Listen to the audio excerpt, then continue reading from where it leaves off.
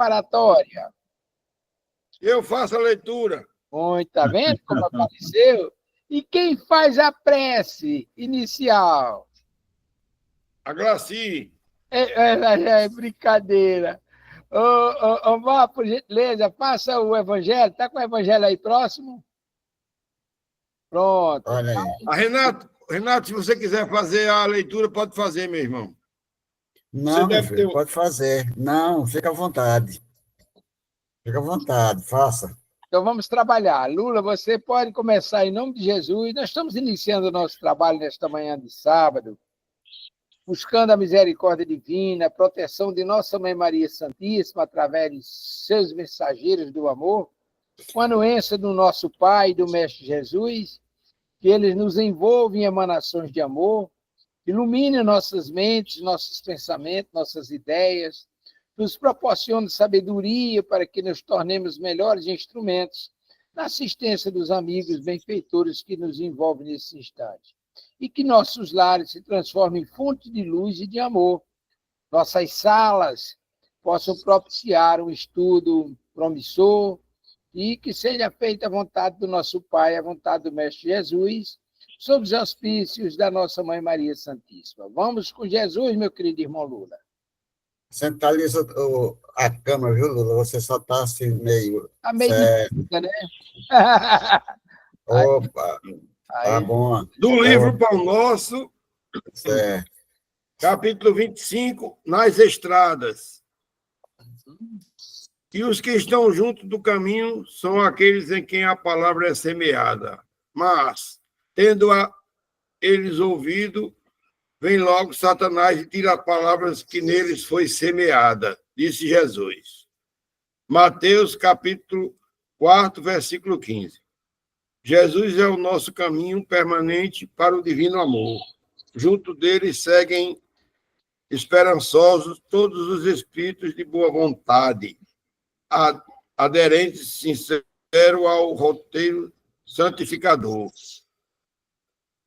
Dessa via bendita e eterna procedem as sementes da luz celestial para os homens comuns. Faz imprescindível muita observação das criaturas, para que o tesouro não lhe passe despercebido. A semente santificante virá sempre entre as mais variadas circunstâncias, qual ocorre ao vento generoso que espalha entre as plantas os princípios da vida. Espontaneamente, a bondade invisível distribui com todos os corações a oportunidade de acesso à senda do amor. Quase sempre a centelha divina aparece nos acontecimentos vulgares de cada dia, num livro, numa particularidade insignificante do trabalho, a prestimosa observação de um amigo. Se o terreno do teu coração vive ocupado por ervas daninhas, e se, obstante, aliás, observeste o princípio celeste, cultiva-o com o devotamento, obrigando-os nas leiras da tua alma. O verbo humano pode falhar, mas a palavra do Senhor é imprescindível.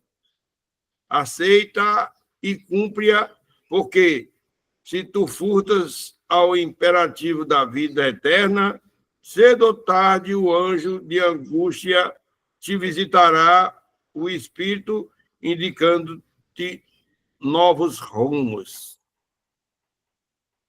Maravilha, Lula. Você ainda está meio para o lado direito. Puxa mais um pouquinho para o lado esquerdo, que está só a metade. Mais um pouquinho. Aí está no meio. Uma coisa que nos chama a atenção no texto, me permito essa alusão, é que, na verdade, Jesus, na sua grandeza, ele não agredia, não feria, não desconsiderava os ensinamentos que vieram antes dele. Ele respeitava isso. Será que Jesus não sabia que a figura de Satanás é apenas uma alegoria dos teólogos? Ele sabia disso, mas para aquele povo havia necessidade dele continuar cultivando essas expressões para que as pessoas entendessem. Lá na frente, no momento oportuno, como ele prometeu no Evangelho, capítulo 6, do Cristo Consolador, viria as oportunidades para que fosse esclarecido que céu e inferno são criações teológicas e que, na verdade, o que existe é um estado da alma. E aí o Espiritismo tem essa incumbência de esclarecer o que ele não podia dizer na época, não seria lógico ele dizer na época, porque não seria compreendido. E aí ele iria de encontro aos ensinamentos que antecederam a sua chegada. É realmente extraordinário. Mas vamos com Jesus. Alguém quer falar mais alguma coisa sobre o tópico? Ou então vamos passar para a prece intercessória. Vamos elevar os nossos pensamentos ao alto, agradecer a Deus por tudo que já nos tem dado, o que ainda há de vir, seja bom, seja ruim para o nosso aprendizado, que for de saúde, que for de enfermidade. E Maria intercedendo sempre, mesmo ainda nós andando por caminhos tortuosos. E ela fazendo a parte dela, intercedendo e mostrando o quão nós temos potência de Deus dentro de cada um de nós. Agradeçamos ao Jesus, nosso irmão maior, mestre modelo, pela sua misericórdia divina, pela sua pureza de coração diante das coisas ainda que nós fazemos. Obrigada, obrigada por tudo. Obrigada pelo ar, obrigada pela vida, onde muitos já não conseguem. E aqui, como nós sabemos que a vida continua, que sejamos amparados todos, encarnados e desencarnados, os presentes e os ausentes que não puderam ainda se encontrar aqui, encarnados e desencarnados. Com essa prece, a gente roga a Maria: Ave cheia de graça, Senhor é convosco. Bendita sois vós entre as mulheres. Bendito é o fruto que do teu ventre nasceu Jesus. Santa Maria, Mãe de Jesus, roga por todos nós, encarnados e desencarnados, para que a gente consiga, através do teu Filho, através de toda a espiritualidade de luz que nos direciona para o caminho do bem, chegar ao lado de Deus, com muita paz, com muita luz, e que esse estudo seja grandíssimo, que seja eternizado em nossos corações, não só ler, mas praticado, usar da prática do bem, a prática do amor, como diz o Dr. Bezerra de Menezes, o maior antídoto para tudo que temos, para todas as nossas aflições, para toda a nossa vida, é o amor. Então, que o amor prevaleça durante todo o nosso dia, com muita luz, que a gente não ponha debaixo do alqueire a nossa luz. Que Jesus nos abençoe. Que assim seja. E aí, vamos agora à leitura do tópico do Evangelho, em nome de Jesus. Bom dia mais uma vez, meus irmãos. No livro do Evangelho segundo o Espiritismo, capítulo 11, quando fala aqui das instruções dos Espíritos, a lei do amor. Número 8 diz o seguinte: o amor resume inteiramente a doutrina de Jesus, porque é o sentimento por excelência, e os sentimentos são os instintos elevados à altura do progresso realizado. No seu início, o homem não tem senão instintos, mais avançado e corrompido, só tem sensações, mais instruído e purificado tem sentimentos. E o ponto delicado do sentimento é o amor, não o amor no sentido vulgar do termo, mas esse solo interior que condensa e reúne em seu foco ardente todas as aspirações e todas as revelações sobre-humanas. A lei de amor substitui a personalidade pela fusão dos seres e aniquila as misérias sociais. Feliz aquele que, ultrapassando a sua humanidade, ama com amplo amor seus irmãos em dores. Feliz aquele que ama, porque não conhece nem a angústia da alma, nem a miséria do corpo. Seus pés são leves e vive como que transportado para fora de si mesmo. Quando Jesus pronunciou essa palavra divina, amor, ela fez estremecer os povos, e os mártires, ébrios de esperança, desceram ao céu. É parte do texto, mas como é longo, certo. Paramos por aqui. Bom, acho que falar de amor dispensa comentário, né? A própria trajetória que o texto nos conclama a observarmos, primeiro o homem tem instinto, saindo lá da animalidade. Esse instinto depurado vira sensações. As sensações geram sentimento, e o sentimento gera o amor. É realmente uma trajetória. Mas é exatamente o amor que norteia toda essa obra divina. Tudo que nos acontece tem uma razão de ser. E assim como o Pai criou-nos simples e ignorantes para nos tornarmos espíritos puros na nossa destinação, a obra de Jesus é toda voltada para a nossa transformação através da prática do amor que ele viveu e ensinou. É por aí, né, senhor Renato? Não, é verdade, né, Amadeus? Aí nós encontramos a racionalidade do ensinamento de Jesus, tá certo? É aquilo que nós devemos fazer e entender, né? Porque nós temos nossos irmãozinhos inferiores que têm esse processo, esse grande processo, e nós sabemos que eles estão presentes entre nós. Que são os animais, são as plantas, são as que têm os animais, as plantas, a própria pedra, né, em si, tem, tem algo diferenciado no ensinamento de Deus para cada um no processo da evolução do ser humano. E nós que estamos aqui estamos tentando, né, aonde iremos chegar. Já diz a música, um dia seremos anjos, né? Então vamos caminhar para saber onde nós vamos chegar. Mas, como se diz, a nossa evolução está mais distante do que nós olharmos para o céu e olhar aquelas estrelas. E assim vai. Aonde e quando, né? Vamos chegar à condição de hoje. Agora, quando é outro departamento. Mas, Renato e meus irmãos, nós queremos agradecer duas presenças nos nossos estudos da manhã de hoje. A Gramarci Câmara, muito obrigado pela sua presença, minha querida irmã, seja muitíssimo bem-vinda. E Ana Paula Lira, que Deus a abençoe e proteja, e seja muitíssimo bem-vinda ao nosso estudo, ok? Vamos com Jesus. Aí nós podemos passar agora para o nosso texto.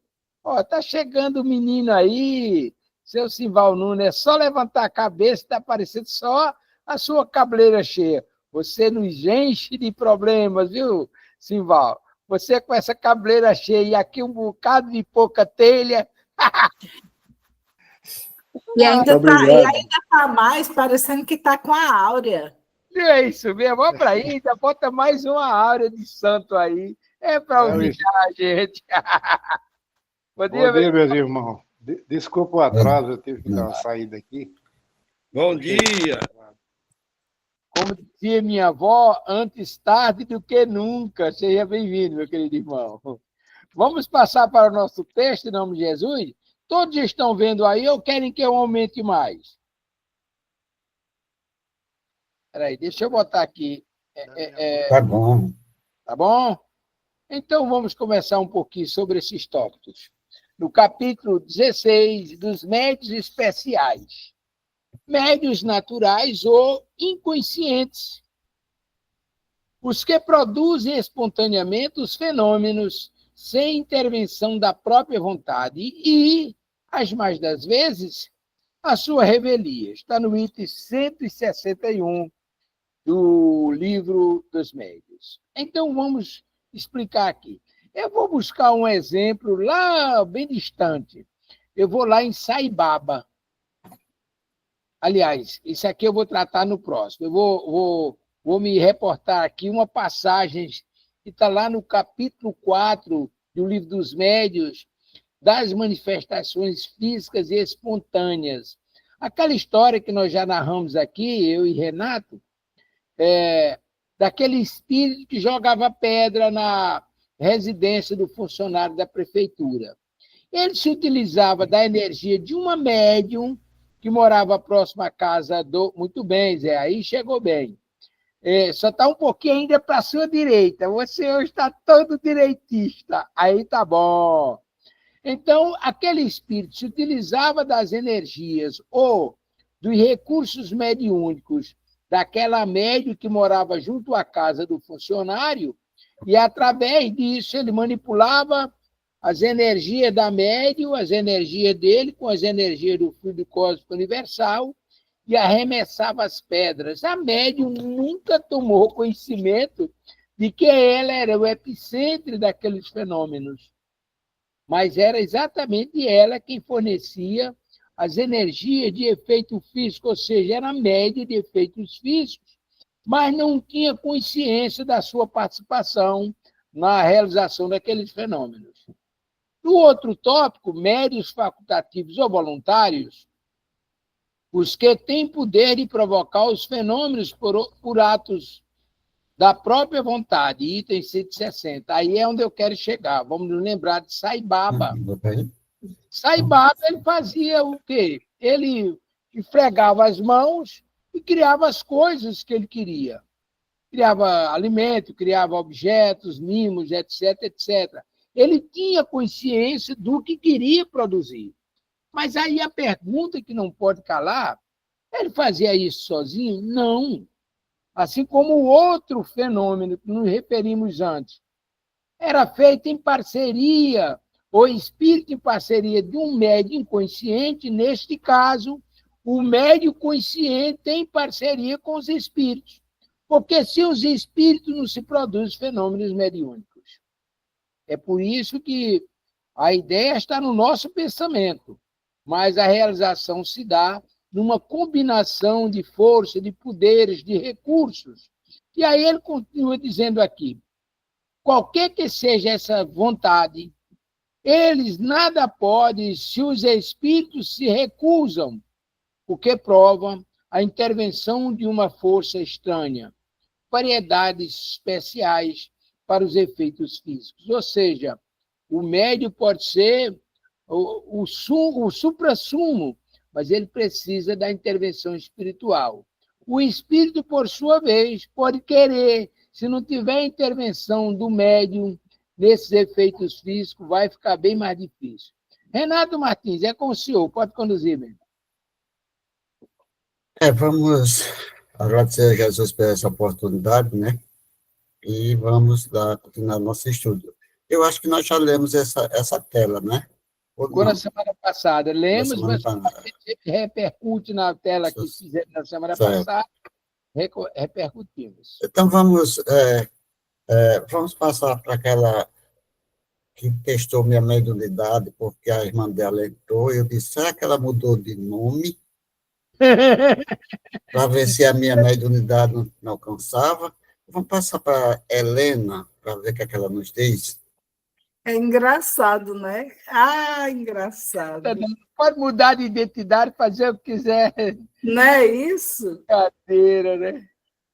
Exatamente. Tudo isso que eu até estava aqui, era Amadeu falando, e eu lembrando do livro, se não me falha a memória, Missionários da Luz, se não me falha a memória. Se não for, vai ser nos Domínios da Mediunidade, que fala sobre um rapaz que todos estavam reunidos para fazer a sessão mediúnica, né, e era para psicografia. Aí então quer pegar um rapaz, não, ele precisa psicografar, e ali ele ficou, né? Querendo escrever, Lula deve saber, aí querendo escrever aquela coisa toda, e ele não estava preparado. Aí é como você diz, não adianta só ser médio, ele precisa do espírito, não adianta ser só espírito, ele precisa do instrumento. Então, ambos andam em sintonia. E o melhor de nós é tentar que a sintonia seja a melhor, para que só venha espíritos de luz, espíritos bons, mensagens boas. Não mensagens de ficar tirando pedra, não a mensagem de tocar fogo, né? Porque eu digo isso aí, eu lembrei ligeiramente de uma tia minha. Na época, ela não sabia nada de espiritismo, não sabia nada de nada mesmo. E ela até já desencarnou. E ela, tudo que ela colocava, tipo, na época ela morava em João Câmara, e ela colocava um bar. Olha aí a sintonia. Bom dia, Val! Bom dia! Acordei super cedo hoje, 6 da manhã, 6 da manhã. Aí fui fazer as coisas, dei banho nos cachorros, brinquei com os cachorros. Esqueci completamente. Quando eu peguei o celular, ó, tá vendo? Tinha que entrar. Bom dia. Ótimo sábado pra gente. Fazer como Amadeu, antes tarde do que nunca. Isso, exatamente. Aí quando ela colocava o bar, arrumava tudo, né? Arrumava as prateleiras, aquela coisa toda feliz, porque ia começar a trabalhar, ter o negócio dela, né? Aí, de repente, à noite, enquanto que ela dormia, gente, quebravam tudo dela. Meu Deus. Isso aí não foi uma vez, nem foi duas. A outra vez tocaram fogo na casa dela. Então, assim, existe isso aí. E hoje nós temos, graças ao Kardec, né, e à espiritualidade, e ao espiritismo, né, na realidade ao espiritismo, que nos dá esse leque de a gente entender que existe de um lado e do outro, e que nós temos que focar nos nossos pensamentos, focar nas nossas ideias, para que esse tipo de manifestação também não venha nos atingir, né? Aglaci, me permite, meus irmãos, antes de Renato distribuir para os que queiram. Ana Paula, me parece, levantou a mão na sequência, né? Veja bem, o Leon Denis, 42 anos mais novo do que Kardec, fez um trabalho excepcionalíssimo. E no livro dele, O Problema do Ser, do Destino e da Dor, sobretudo logo no início, na introdução e no primeiro capítulo, ele levanta uma tese que é fantástica. Ele faz uma avaliação das religiões e levanta a tese da doutrina espírita, que ele chama de espiritualismo. Mas, olhe, ele descreve com uma precisão cirúrgica a importância e a perspectiva de crescimento dessa doutrina, que é uma coisa divina. Ele descreve como uma coisa divina e vem exatamente para que nos despertemos sobre a nova realidade da vida. Porque as outras religiões não têm o objetivo de nos esclarecer. As outras religiões levantam essa dicotomia de céu e inferno: se você for bom, vai para o céu; se não prestar, vai para o inferno, e etc. A doutrina espírita, não. Ela é consoladora porque ela nos esclarece e nos dá a perspectiva de cada um individualmente poder crescer com os próprios recursos, com as próprias pernas, como se diz, andar com as próprias pernas.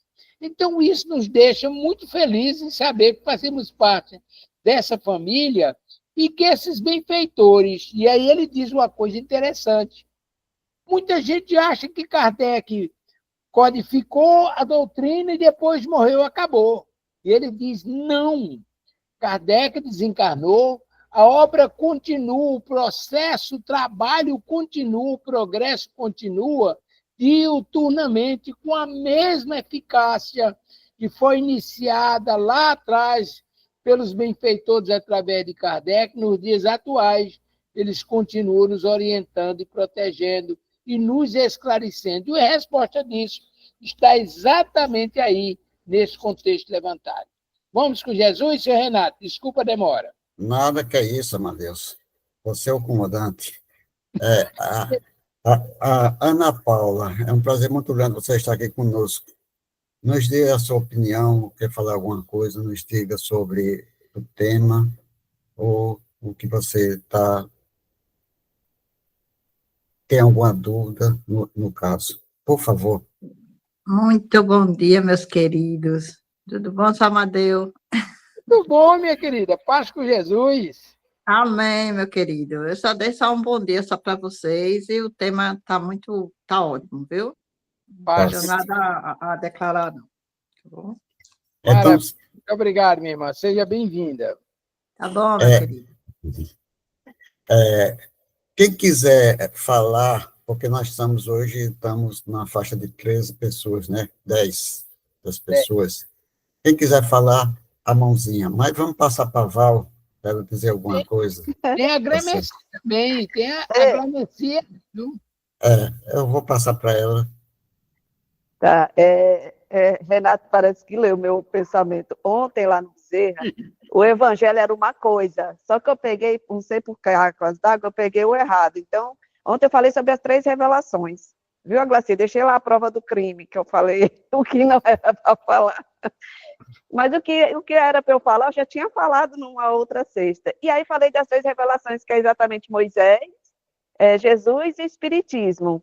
E aí vai junto o que Amadeus falou, que, na verdade, ele fala o decálogo, a gente personifica em Moisés, o Espiritismo em Jesus, Jesus, né, o cristianismo em Jesus, e o Espiritismo a gente não personaliza em Kardec, né, que é exatamente o que Amadeu falou. A gente ele é um coletivo de espíritos. E aí até expliquei para as pessoas como foi feito, né, aquelas respostas, que não foi um espírito, não é um espírito, eram vários espíritos confirmando aquela informação. Então, vai muito em cima do que Amadeu falou, porque a gente tem que entender que Kardec foi extremamente importante, porque ele codificou, ele tinha todo o conhecimento, toda a técnica, né, ele foi extremamente importante, mas o que nós estamos aprendendo sobre o Espiritismo, ele vai continuar. Ele não parou ali na codificação. A codificação, ela vai dar para a gente o alicerce, a base, que ela é importantíssima. Não estou tirando a importância, não. É importantíssima. Inclusive, nós espíritos temos obrigação de conhecer o decálogo, né? O decálogo não, as cinco obras, né? Que é Céu e Inferno, que nem todos leram, Gênese, que é importante também conhecer, o Livro dos Espíritos, o Livro dos Médiuns e o Evangelho segundo o Espiritismo. Mas, basicamente, era só pontuar isso, né, para mostrar que nem tudo foi respondido na época de Moisés, que trouxe a lei da justiça, nem tudo Jesus disse, porque as pessoas não estavam preparadas para aquele conhecimento, por isso que ele deixou muita coisa em parábolas, e o Espiritismo está esclarecendo, que começou lá, mas ele continua, então a gente não pode engessar, a gente tem que estar sempre aberto para os conhecimentos, mas tendo essa base da codificação de Kardec. Eu vou só me ater por aí, porque como eu cheguei, o grupo já estava o estudo, então eu não vou falar sobre os médios, nada, porque até na última vez eu já falei, só fui em cima da fala de Amadeu mesmo. Obrigado, Renato. Nada. Agradeci, né? Vamos escutá-la para ver o que ela nos diz. Está presente? Passo minha vez. Estou iniciando hoje e observando. Obrigada. Tá certo. Se precisar de alguma coisa, tiver alguma dúvida, só levantar a mão, né? Que a gente... Valderi, só acrescentando o que você falou, quando eu explico isso que você falou de Kardec, eu digo mais, que Os espíritos eram, em sua maioria, santos católicos. Não é isso? Certo, é isso. Agora vamos começar, vai ser rápido o que nós estamos dizendo aqui. No início da nossa reunião, a Amadeus falou sobre o que Kardec, que André Luiz falou na reunião mediúnica. Então, André Luiz disse que no máximo 25 pessoas, não foi, Amadeus? É isso, né? 12 pessoas. 12 pessoas. Vamos colocar isso em 2 pontos diferenciados. Quando nós estamos na reunião mediúnica, tem aqueles iniciantes. Aqueles iniciantes, eles não têm o controle emocional mediúnico, o controle mediúnico. E realmente, naquela hora, naquela reunião, eles não têm aquele controle, então os espíritos chegam e dão comunicação, porque ele não tem aquele conhecimento de causa. Primeiro ponto. Segundo ponto, esse daí é os médios inconscientes, né? No caso, porque não estão tendo aquele conhecimento da própria doutrina. São os médios naturais e conscientes, nós podemos chegar a dizer isso, porque não tem um estudo, não tem a condição de dizer, não, eu tenho conhecimento, então não vai ser desse jeito. O espírito chega da comunicação, ele não tem condições de dizer, bem, irmão, calma, né? Nesse momento, não vamos dar comunicação. Segundo ponto, esse é o inconsciente. Vamos colocar naquela questão de... Agora vamos colocar também a questão da reunião. Se aquela pessoa que está tomando conta da reunião, então, no campo material, vamos dizer assim, essas comunicações podem vir para mostrar aquele comandante que não é do jeito que nós estamos pensando, e sim do jeito que a espiritualidade define e determina. Por quê? Porque é o ensinamento que estão passando para eles.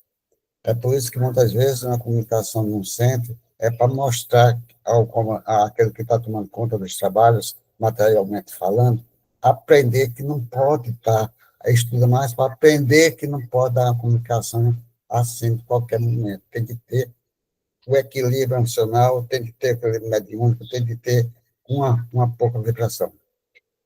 Vamos passar por isso facultativo e voluntário. Quando você passa por aquela parte inconsciente, a espiritualidade diz, a mais os instruídos. Então, nós vamos estudar para termos o conhecimento que nós não poderemos dar a comunicação. Então, nós passamos aí do facultativo ou voluntário para que a espiritualidade venha e trazer as mensagens necessárias no tempo necessário.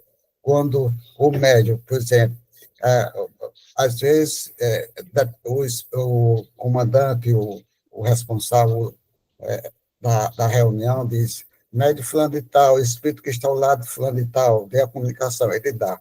Então, aquele que era inconsciente, que o médium, o dirigente da reunião, mandava dar comunicação, o outro que não tinha, era inconsciente, que era consciente, o outro que era inconsciente estava também. Então, aquela fase de inconsciente para voluntário e facultativo. Então, são isso que nós temos de encontrar dentro da doutrina dos espíritos, os ensinamentos que nós temos de ter a disciplina, mas só estudando é que nós vamos ter disciplina. Quer dizer, não adianta você chegar e estar com 25 pessoas e 10, 15, tiver uma faixa, 3, 4 doutrinadores, vamos dizer assim, numa reunião com 20 pessoas.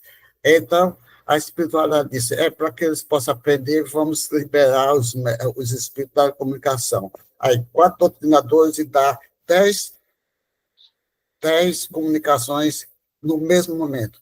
O que é que os doutrinadores vão fazer? Vai ficar a mão no outro, falando com um, falando com o outro? Não. É indisciplina nesse caso. Mas o que deve ser disciplinado é os médios, o estudo que nós fazemos no nosso dia a dia. Então, essa é a parte que nós encontramos dentro da própria doutrina, porque isso é lógico.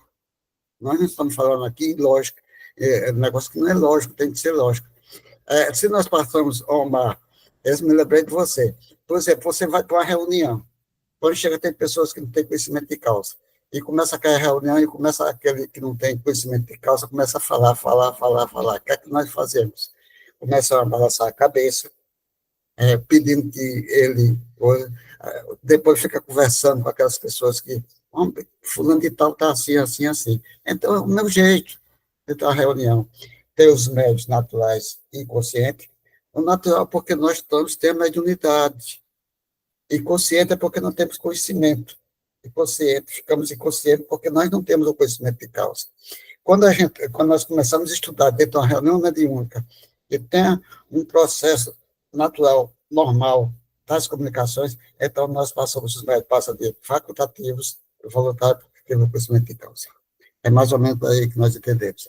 Ô, Renato, me permita, antes de você distribuir a palavra, só corroborando com sua assertiva, Divaldo Pereira Franco nos chama a atenção para o conteúdo de uma reunião mediúnica, o conteúdo humano de uma reunião mediúnica. Ele diz que uma reunião mediúnica é um ser coletivo. Mas uma coisa que não nos foge à responsabilidade, e André Luiz fala isso lá no livro Desobsessão, todo o trabalho da reunião mediúnica é preparado no plano espiritual. Nós, fisicamente, os dirigentes da casa, os trabalhadores, realizam as tarefas de caráter físico, e você foi muito feliz. O dirigente do trabalho pode botar 20 pessoas dentro da sala. Agora, o ideal seria botar 4 ou 5 que fizessem o trabalho condizente, e não 15, 20 que perturbassem o trabalho da espiritualidade. Muitas vezes até o dirigente espiritual reclama disso e bota ordem na casa, mas ele deixa sob nossa responsabilidade, porque essa é nossa atribuição. E aí você foi muito feliz na colocação. A responsabilidade da gestão administrativa é nossa. Agora, o trabalho de lá, e a eficácia desse trabalho está condicionada a essa lisura que você promove aqui, dando consistência, dando caráter, seguindo as orientações dos próprios espíritos quanto à quantidade, à qualidade, aos momentos, às oportunidades. Imagine, por exemplo, e aí nós temos conhecimento de causa, no momento que você está num processo obsessivo conturbado, geralmente trabalhando esses irmãos que dirigem grupos, etc., na hora que você começa a falar com um daqueles dirigentes, e ele vem destruir tudo porque teve seus interesses tolhidos lá atrás, se manifestam vários espíritos simultaneamente. Para quê? Para gerar babúrdia e tirar a atenção do que está acontecendo. E aí, qual é o papel dos médios? Se segurar, não dá passividade. Mas se você está numa reunião aberta, as manifestações para ser agradável com o fenômeno da mediunidade, aí as coisas ficam difíceis, né? Vamos com Jesus, meus irmãos. Vamos lá. Acho que todos falaram, vamos passar para a segunda, a próxima, né? Eita, pensei até que não... E agora? Ele apertou em alguma coisa aí. Deixa ele... Já volta, já volta. Deixa ele na paz trazer de volta. Agora, sim, Saiu ele e o texto. Porque eu estou vendo todo mundo agora na minha tela. Foi bom demais, deixa desse jeito dele. Você vai. Eu agradeço bastante. Renato, eu sei com essa sua cabeleira exuberante, um mato, estou vendo. Val, Lula colocou. A cabeleira é a áurea dele, Val. Isso é um espelho. Agradeceu, Helena. É um espelho. Seja bem-vindo, Estação da Luz. Seja bem-vindo de volta. Lula que viu, eu nem tinha visto que ele tinha voltado. Só falta voltar o slide. Val está chegando agora, vamos desopilar um pouquinho. Acho que ela está vendo que parece só quem tem cabelo sou eu aqui, 2 homens, né? O lado feminino tem cabelo também, né? Muito, né? Exatamente. Ave Maria, tem cabelo. Não, eu tenho um pouco, mas a minha irmã e a Glamecia, eu tenho um bocado também. Então, sim, Val, eu tenho a impressão Tudo bom, Val, Eu tenho a impressão que, em razão disso, que as mulheres de Simval têm cabelo, Simval está bem provido de hormônios femininos. Linda. É engraçado que E tem né, Omar? lógica, Quem viu, não tem Omar? cabelo não sente falta. Só quem sente falta são as outras pessoas. A gente não se incomoda com a falta de cabelo, não. Eu não. Mas tem gente que usa boina para não mostrar. Tá boa. A tela de Amadeu voltou aí. Vamos à próxima, então. Bom dia. Mentira, eu queria que vocês me tirassem uma dúvida. Tem como o médium ter a comunicação de um espírito, já que vocês estão falando em comunicação, Pode falar. se comunicar com um espírito que vai encarnar? Olha, é o seguinte, até um certo ponto, o amigo espiritual, dependendo da sua evolução, ele pode desvincular-se do próprio processo e da comunicação. Isso daí aconteceu, ou menos essa informação que eu tenho, que acho que era o doutor Giovanni, um dos médicos lá do Bezerra de Menezes, que quando ele ele reencarnou, e ele estava a mãe, que ele realmente tinha, a sua mãe, né, no caso da gestante dela, ele, ele com acho que 6 meses, não me lembro agora, já faz muito tempo, eu tenho essa informação, ele se desvinculava e dava comunicação, tá certo? Ele reencarnava, ele saía daquele processo e dava comunicação. Mas nós também temos outra informação muito interessante. Nós temos na segunda-feira,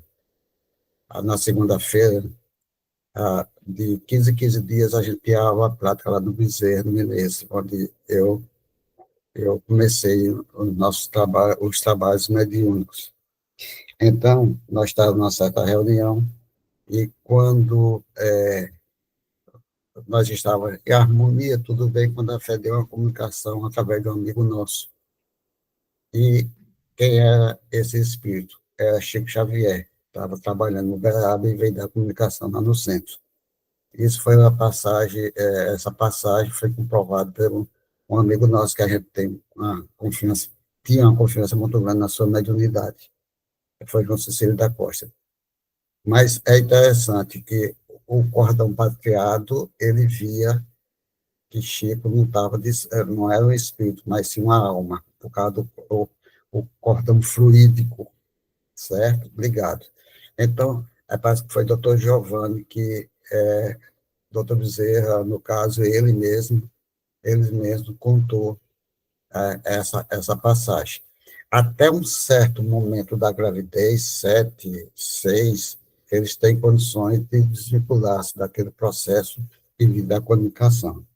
Mas aí não é para todos os espíritos. Tem que ser um espírito altamente, um espírito evoluído, que, no caso, ter condições de fazer dar essa comunicação. Quem foi Giovanni? Já que colocado no nome, ele era da equipe médica do Papa, daquele tempo, de 82. Eu não sei quem era, não estou lembrado o nome do Papa. Ele dizia que fazia parte da equipe. Era João Paulo. Não sei, 83 essa comunicação.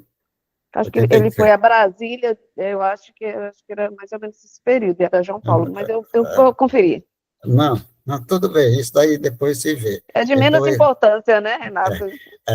Qualquer papo, coisa. Então, eu fazia parte da equipe espiritual que tratava do Papa naquele tempo. Isso daí foi a comunicação que eu recebi. Então, são casos e mais casos que nós encontramos, e para dizer uma comunicação dessa, eu sou muito restrito para esse tipo de comunicação. Mas nós estamos aqui entre amigos, estamos aqui pessoas que temos um carinho especial, então nós estamos passando isso. Pode acontecer, viu, Ana? Pode acontecer, no caso. Certo, meu querido. Como você Certo. falou de Chico Xavier, né, das coisas lindas que ele fez, né, que ele faz e tudo, teve uma passagem dele também que é bem interessante, já que você falou que ele se desdobrou e veio, né, na comunicação e tudo. Vixe, peraí. Teve também a parte que ele estava em Uberaba, né? Eu vi isso aí ontem, se não me falha a memória. Ele estava em Uberaba, estava lá na mesa e tudo, fazendo lá seu trabalho. De repente, ele disse que ele estava numa tristeza, numa melancolia, aquela coisa toda. De repente, era como se ele não, que já acontece, não sei se acontece isso com vocês, mas comigo acontece muito de a gente estar no lugar, mas não estar ali, né? A gente sai e faz as nossas. Então ele foi ver exatamente no momento que o Emmanuel já tinha reencarnado, né? E ele voltou numa felicidade, porque viu o Emmanuel já encarnado, acho que foi em 82, mais ou menos isso, e ele veio, eu não me lembro a data mais não, mas eu acho que foi isso aí mesmo. Aí ele veio numa felicidade imensa por ter conhecido já Emmanuel já encarnado novamente, reencarnado novamente, né? E ele ciente de que quando ele desencarnasse, aí já era ele que ia fazer as psicografias para Emmanuel. É por isso, Graci, no caso, por exemplo, de Walter Franco, quando sua mãe ia desencarnar, o Joana chegou e disse, olha, Divaldo, sua mãe vai desencarnar amanhã. Isso mesmo. E ela, quando foi no outro dia, ele sentiu. Quando foi no outro dia que Joana disse que ia desencarnar, ela desencarnou. Então, são coisas que a espiritualidade, a pessoa tem que estar preparada para esse processo. No caso de Chico, todos nós nós temos uma sociedade muito grande, ainda ligada um pouquinho, mas né, uns têm muita, uma acessibilidade maior, a gente sente por causa da presença, do contato. Então, quer dizer, você acha que pode acontecer o seguinte, Chico sentiu a falta de Emmanuel. Ele vai sentir, ele é um ser humano, ele é um espírito evoluído, mas sente. Não é uma tristeza. Ele ficou triste, porque realmente o contato de um amigo, quando nós sabemos que aquele espírito mais distanciado da gente faz uma viagem, o que é que acontece?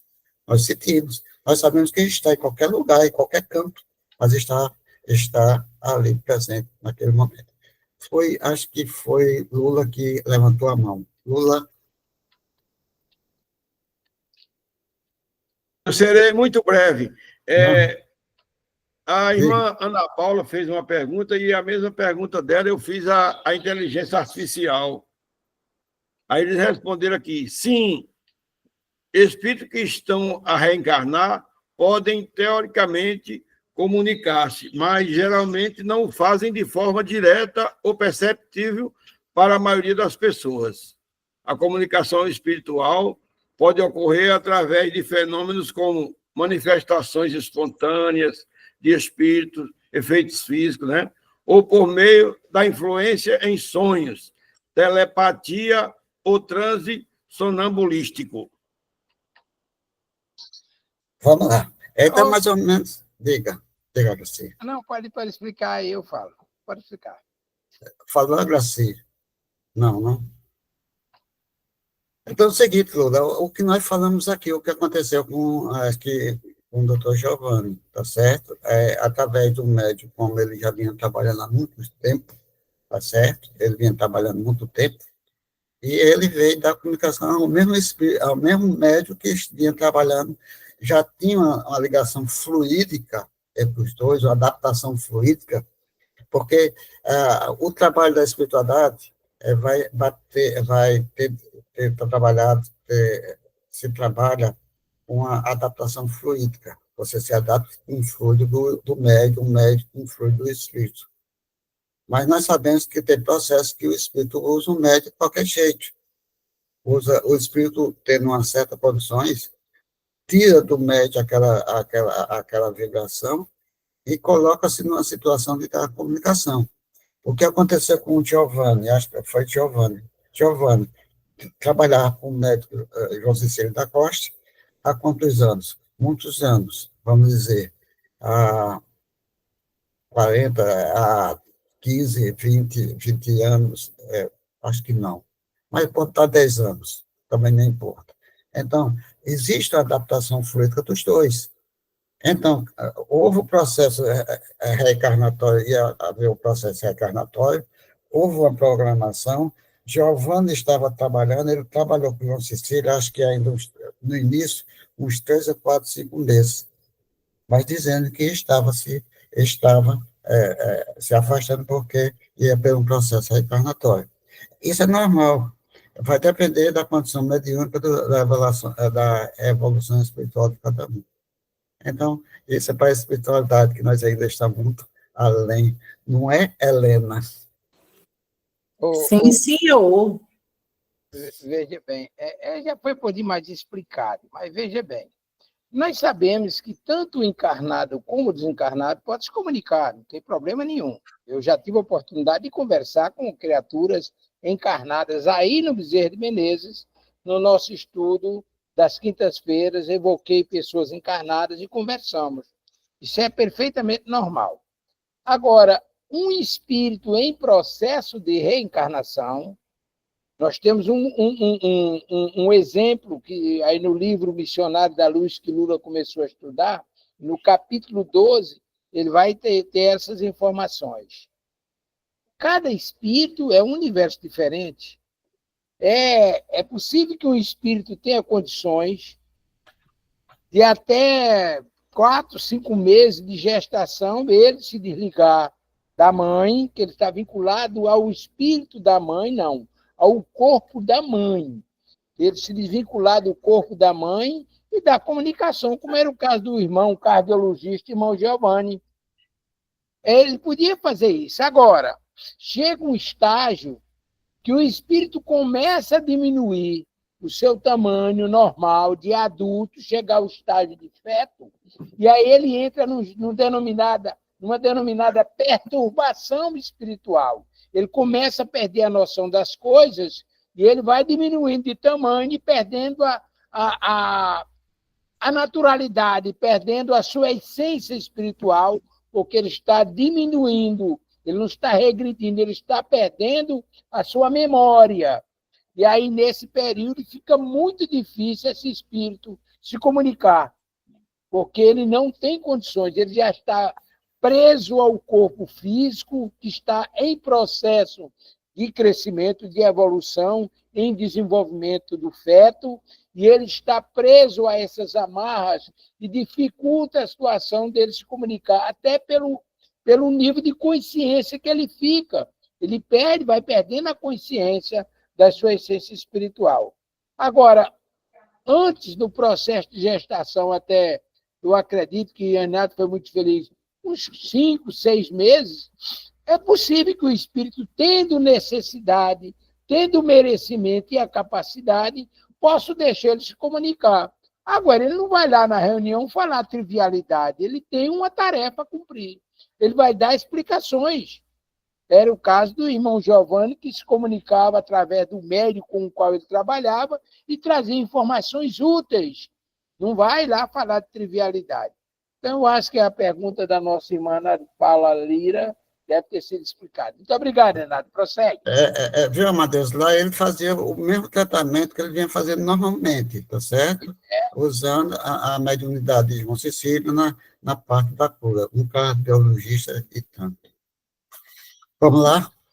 Vamos lá, podemos passar para a próxima? Então, vamos ver aqui o nosso texto, né? Médios tiptólogos, aquele pela influência dos quais se produzem ruídos ou pancadas, variedade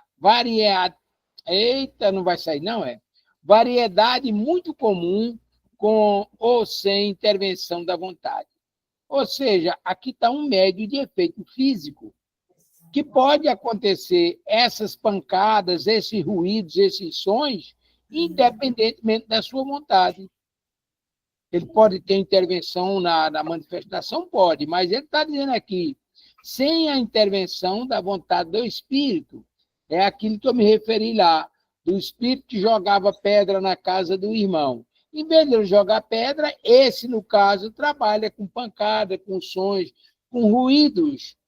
Ele apenas é um doador da energia, ou seja, do fluido, para que o Espírito se manifeste.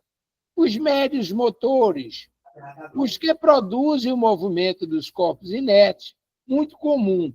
Ou seja, há médios, veja bem, aí já é um outro, a gente volta lá para os médios voluntários, para aqueles médios que têm a vontade de fazer e fazem. Há médios detentor de recursos que eles podem movimentar as coisas mediante a sua vontade. Eles movimentam objetos, eles fazem, inclusive, transporte de objetos, eles fazem fenômenos de efeitos físicos numa reunião mediúnica. Estou me referindo nas reuniões mediúnicas. Então, os médios podem fazer isso, mas podem fazer também independente. Por que eu me refiro na reunião mediúnica?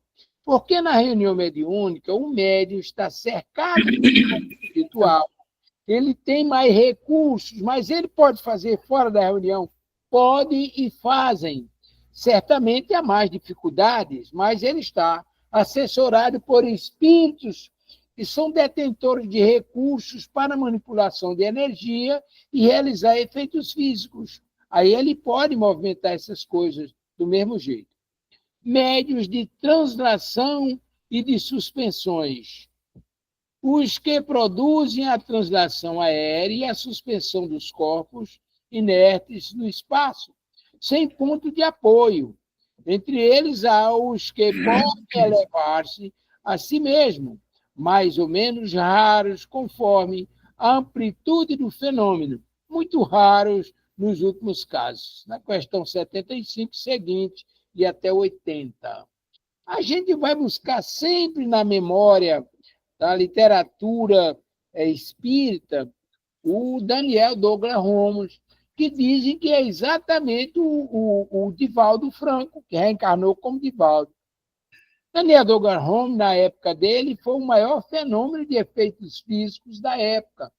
Ele não era espírita, mas era um médium excepcional, e ele vivia nos círculos mais elevados da sociedade europeia.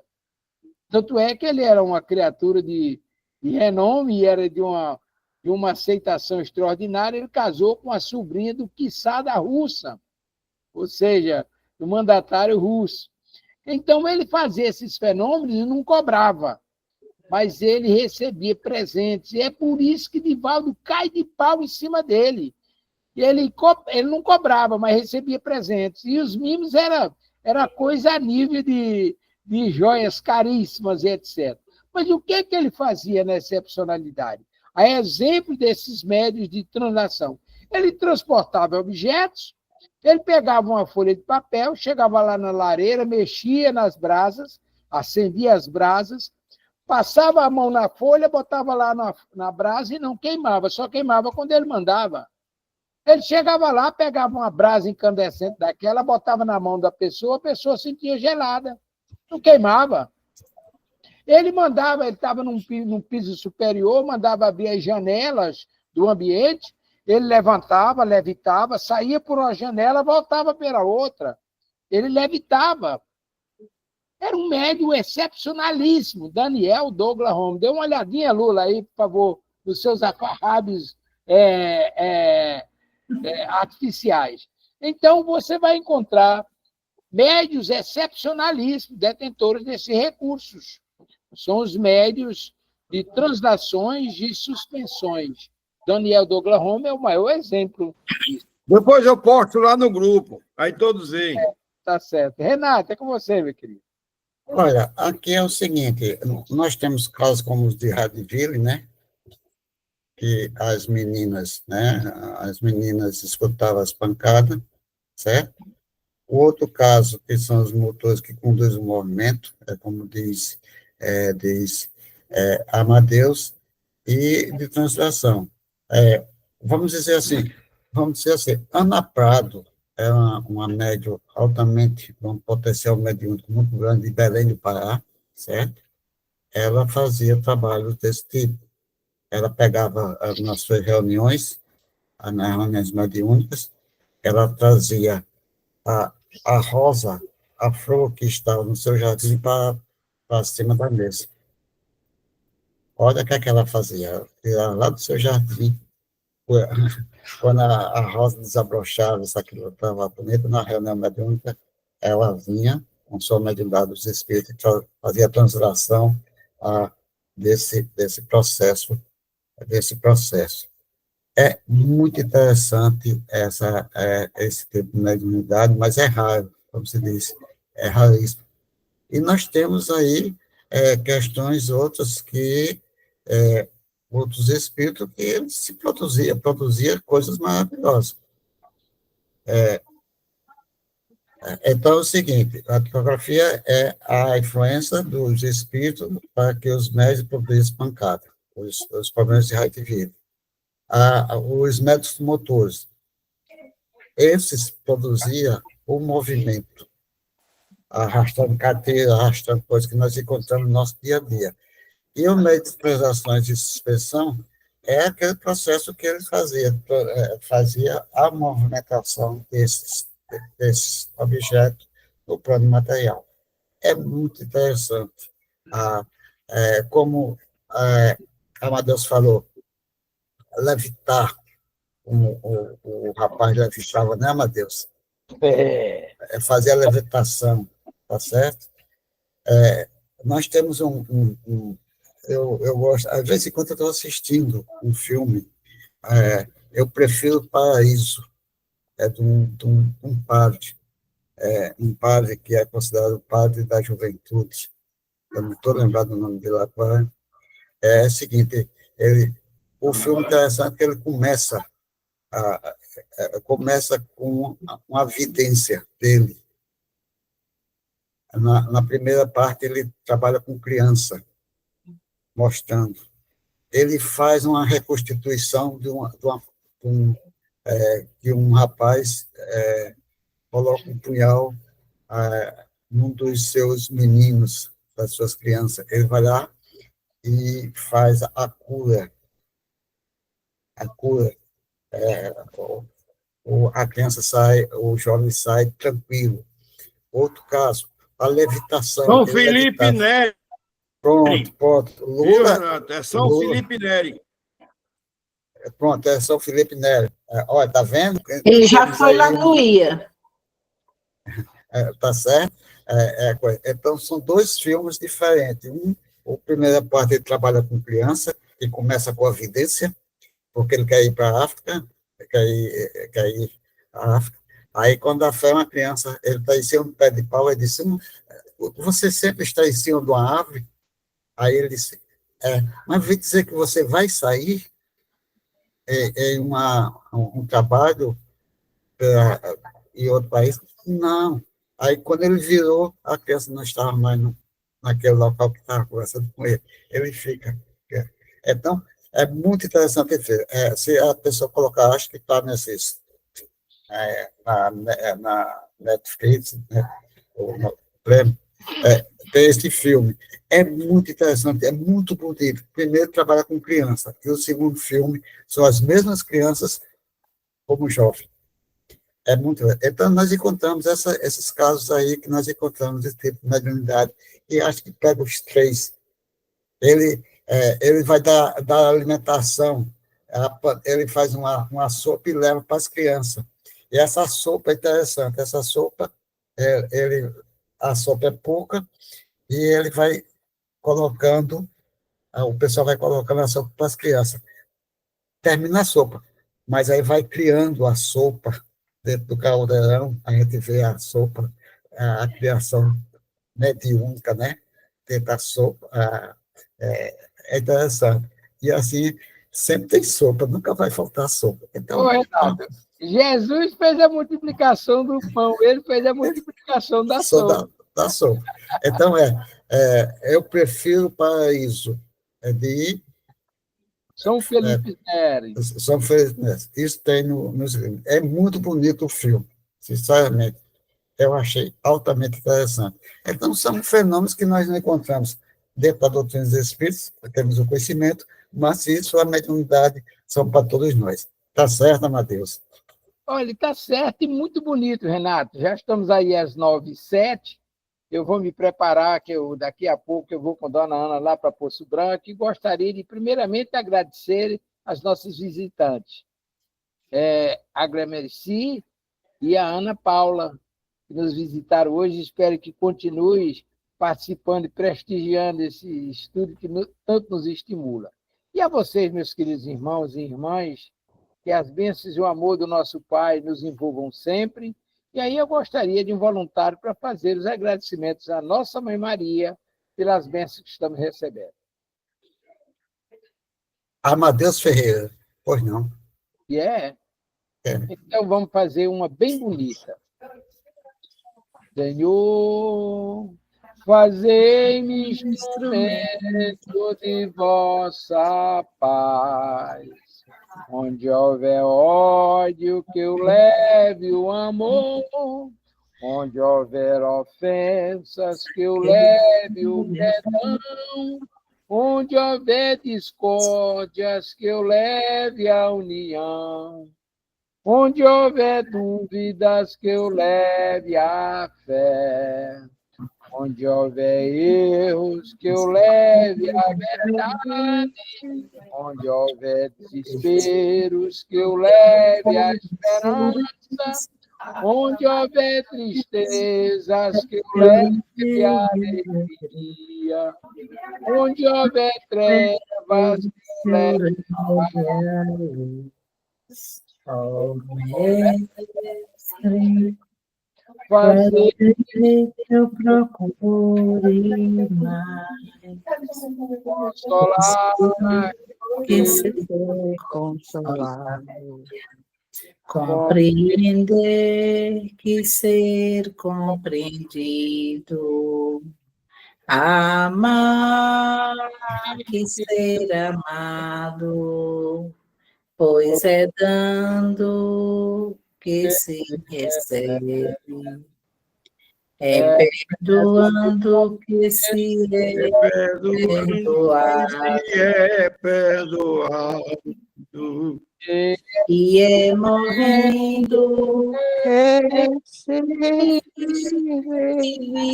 para a vida eterna. Louvado seja o amor de Jesus. Bom dia, Brasil. Bom dia. Bom dia. Até sábado. Bom dia para todos os irmãos. Só gratidão. Bom final de semana. Obrigado.